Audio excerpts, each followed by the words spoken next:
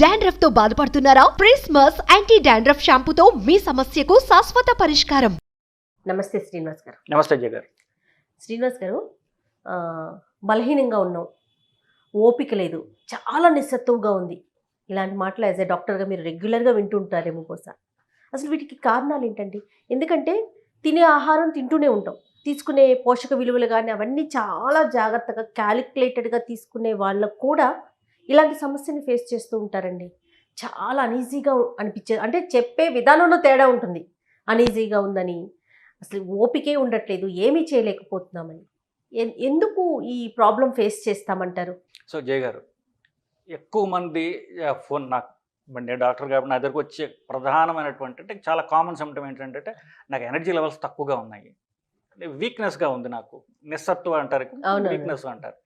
So వీటికి ప్రధానంగా రెండు బ్రాంచెస్లో ఉంటాయి. ఒకటి మానసిక ప్రాబ్లమ్స్, రెండవది శారీరక ప్రాబ్లమ్స్. మానసిక ప్రాబ్లమ్స్ గురించి మాట్లాడడం, మనం శారీరక ప్రాబ్లమ్స్ గురించి మాట్లాడితే బీపీ, నేను మూడు క్వశ్చన్లు అడుగుతానండి. బీపీ తక్కువ ఉందా, షుగర్ తక్కువ ఉందా, రక్తం తక్కువ ఉందా, రక్తహీనత, ఎనీమియా అంటాం కదా.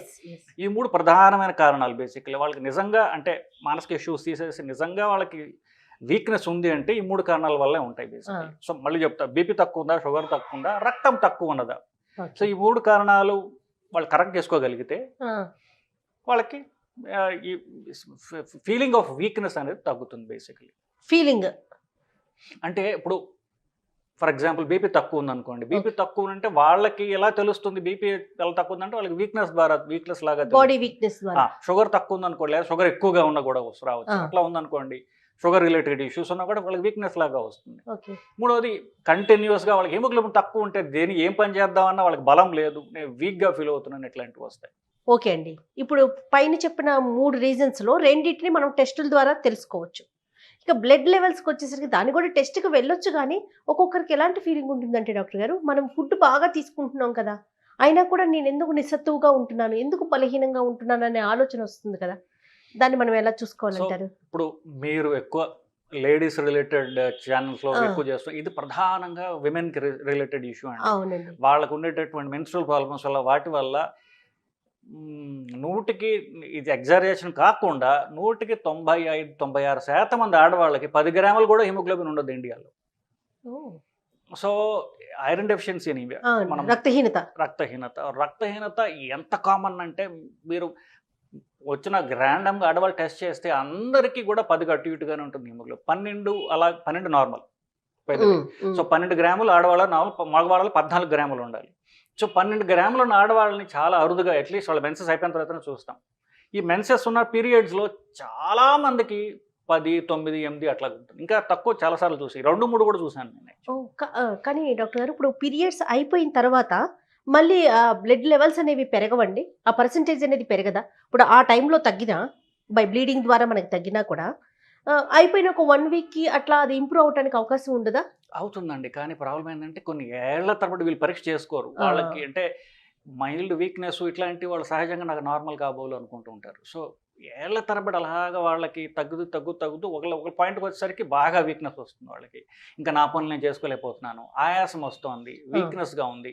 ఆ టైంలో డాక్టర్ దగ్గరికి వెళ్తారు. డాక్టర్ వెళ్ళేసరికి పరీక్ష చేస్తే బాగా బ్లడ్ లెవెల్స్. అయితే దీనికి సొల్యూషన్గా బి కాంప్లెక్స్ అనేది ఎక్కువగా వింటూ ఉంటాం. బి కాంప్లెక్స్ అనేసరికి ఐరన్ అండ్ జింక్ కాంబినేషన్ కదా.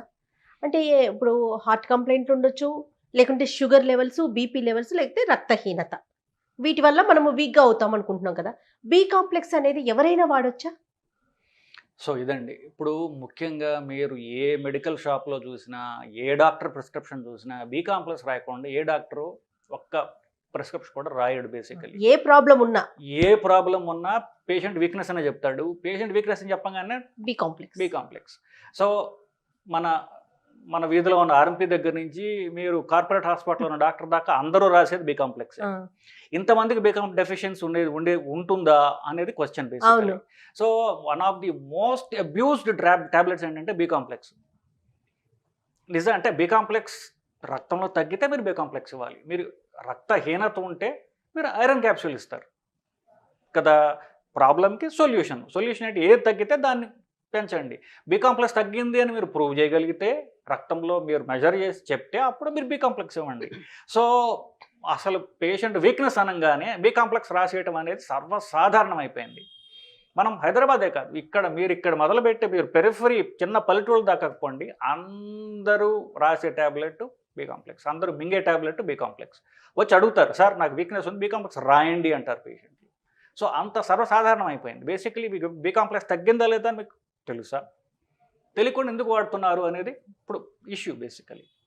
ఇప్పుడు మనకి బ్రాండెడ్ ఐటమ్స్ ఎలా ఉన్నాయో, సోపు అనగానే రిన్ అను లేకపోతే సంతూర్ అను, అట్లా హెల్త్ బాగోలేదంటే బి కాంప్లెక్స్ అనే పరిస్థితికి అంటే వచ్చేసి పిల్లవాళ్ళు చాక్లెట్ తిన్నట్టుగా పెద్దవాళ్ళు బి కాంప్లెక్స్ మింగుతున్నారు. అది ఎలా తెలుసుకోవాలండి? ఇప్పుడు సామాన్యులు, మామూలు నార్మల్ పీపుల్ ఎలా తెలుసుకోవాలి? నేను ఇప్పుడు బి కాంప్లెక్స్ వాడాలనుకుంటున్నా, నేను ఏ కండిషన్లో వాడాలనే నాలెడ్జ్ని నేను ఎలా గెయిన్ చేసుకోవాలి? సో చాలా మందికి బి కాంప్లెక్స్ అవసరం ఉండదండి basically.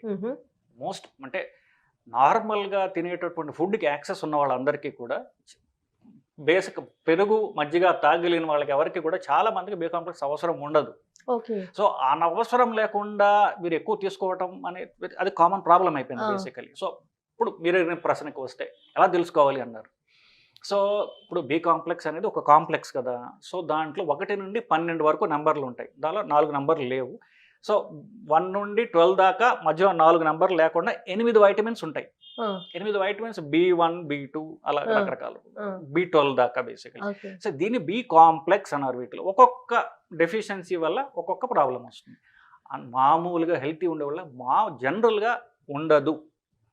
Special circumstances, for example alcohol తీసుకునేవాళ్ళు, హెచ్ఐవి వ్యాధిగ్రస్తులు, లేదా ఏ కారణం చేతన పొట్ట తీసేయబడ్డ వాళ్ళు, అంటే ఇప్పుడు లావుగా ఉండి బేరెట్రిక్ సర్జరీ చేయించుకోవడం, పప్పు బాగా ఒక 20-25 ఏళ్ళ క్రితం ఏంటంటే అల్సర్ ఉంటే పొట్ట ఆపరేషన్ చేసేవాళ్ళు, లేదా ఎలాంటి ఆపరేషన్ అయినా పొట్టకు జరిగినట్లయితే కనుక ఆపరేషన్లు ఉన్నవాళ్ళు, ఇట్లాంటి వాళ్ళకి మాత్రమే బి కాంప్లెక్స్ డెఫిషియన్సీ ఉంటుంది. అంటే ఇప్పుడు డెలివరీ టైంలో సర్జరీలు, ఐ మీన్ సి సెషన్కి వెళ్ళిన వాళ్ళకి కూడానండి సర్జరీ అంటే? లేదండి, అంటే పొట్ట అని చెప్తున్నాను. స్టమక్ అవసరం, బి కాంప్లెక్స్ అబ్జార్ప్షన్కి అవసరం అన్నమాట. తిన్న బి కాంప్లెక్స్ రక్తంలో పోవాలంటే స్టమక్ అవసరం. సో అది ఏ చేతనైనా వాళ్ళు తీసేయబడి, ఫర్ ఎగ్జాంపుల్ బేరెట్రిక్ సర్జరీ అనుకోండి, బరువు తగ్గడానికి అందరూ బేరెట్రిక్ సర్జరీ చేయించుకుంటారు. దానిలో స్టమక్లో ఒక భాగాన్ని కట్ చేసేస్తాడు డాక్టర్, స్టమక్ సైజుని తగ్గించేస్తాడు. సో మనకి బి కాంప్లెక్స్ అబ్జార్బ్ అవ్వడానికి కావాల్సిన న్యూట్రియంట్స్ దానిలో ఉండవు. అప్పుడు మనం వాళ్ళు మింగాలి ట్యాబ్లెట్లు, వాళ్ళకి అవసరం, జబ్బుకు అవసరం. హెచ్ఐవి ఉన్న వాళ్ళకి, ఇమ్యూనిటీ తగ్గిన వాళ్ళకి అవసరం అది. అలాగే షుగర్ ఉన్న వాళ్ళకి అవసరం. ఇవి తప్ప నార్మల్ పీపుల్ నాకు ఎనర్జీ కావాలని చెప్పేసి బి కాంప్లెక్స్ మింగటం అనేది అది ఒక సైకలాజికల్ ప్లాసిబో ప్లాసిబో అంటాం. ప్లాసిబో అంటే మంత్రించి ఏదో ఇచ్చినట్టుగా అనమాట. ఇది ఇస్తే అంటే నమ్ముతాడు పాపం. సో ఇది వేసుకుంటే నిజంగా బలం వస్తుంది కాబోలు అనుకుంటే మింగుతుంటాడు తప్ప దానిలో నిజానికి బెనిఫిట్ ఏమీ ఉండదు. So coming back to point, మీరు అడిగారు ఇందాక ఎలా తెలుస్తుంది అని. ఇప్పుడు కొంతమంది అంటే జనరల్గా చెప్తున్నాం, ఒక్కొక్క వైటమిన్కి ఒక్కొక్క ప్రాబ్లమ్స్ ఉండొచ్చు. జనరల్గా స్కిన్ ప్రాబ్లమ్స్ ఎక్కువ ఉండొచ్చు. ఇక్కడ ఈ యాంగిల్స్ అంటారు, అంటే 2 పెదాలు కలిసే చోట పక్కన కొంతమందికి కొంచెం చిన్న చిన్న పుండ్లులాగా వస్తుంటాయి, యాంగులర్ స్టొమాటైటిస్ అంటారు. బేసికల్ అంటే ఇక్కడ ఈ నోటికి అటు ఇటుగా పుండ్లులాగా రావడం, స్కిన్ ప్రాబ్లమ్స్ రావడం, నెయిల్స్ అంతా ఊడిపోవడం, జుట్టు ఊడిపోవడం, కొంతమందిలో రక్తహీనత కూడా రావచ్చు. B12 డెఫిషియన్సీ, B12 తగ్గితే స్పెసిఫికలీ వాళ్ళకి బ్రెయిన్ నరాల ప్రాబ్లమ్స్ వస్తాయి. ఇవి ఎక్కువ ఆల్కహాల్ తీసుకునే వాళ్ళలో కామన్. ఇవి జనరల్గా మనకి ఏంటి సీరియస్గా వైటమిన్ బి కాంప్లెక్స్ తగ్గినప్పుడు వచ్చే సైన్స్ అన్నమాట. ఇప్పుడు మరి దీనికి ప్రత్యేకించి ఏదైనా టెస్ట్ రూపంలో మనం తెలుసుకునే అవకాశం ఉందండి? ఉందండి. సో ఇప్పుడు నిజానికి చాలా చోట్ల ఇది కూడా అవసరం లేకపోతే అందరికి చేసేస్తున్నారు. మీరు ఏం లేకపోయినా ఒక ప్యాకేజ్ అంటారు, ఈ ప్యాకేజ్లో రకరకాలవి అవసరం ఉన్నా లేకపోయినా, అంటే కొన్ని హాస్యాస్పదంగా ఉంటాయి. ఆడవాళ్ళకి టెస్టోస్టెరాన్ పరీక్ష చేయడం, మగవాళ్ళకి ఎస్ట్రోజన్ పరీక్షలు చేయడం, ఇట్లాంటి హాస్యాస్పదమైనటువంటి టెస్టులు చేస్తున్నారు. ఆ టెస్టులో భాగంగా బి కాంప్లెక్స్ కూడా టెస్ట్ చేస్తున్నారు, B12 టెస్ట్ చేస్తున్నారు. మంచా చెడ వేరే విషయం. నిజంగా చెప్పాలంటే B12 అనేది పూర్తిగా ఎగ్ కూడా తీసుకోకుండా, పాలు కూడా తాగకుండా ప్యూర్ వెగాన్స్ ఉంటారు, వాళ్ళలో మాత్రమే కామన్ అండి. ఇప్పుడు చాలామంది వెజిటేరియన్స్ కూడా పాలు తాగుతారు. సో కనీసం పాలైనా తాగే వాళ్ళలో B12 తగ్గడం అనేది అరుదు, లెస్ కామన్.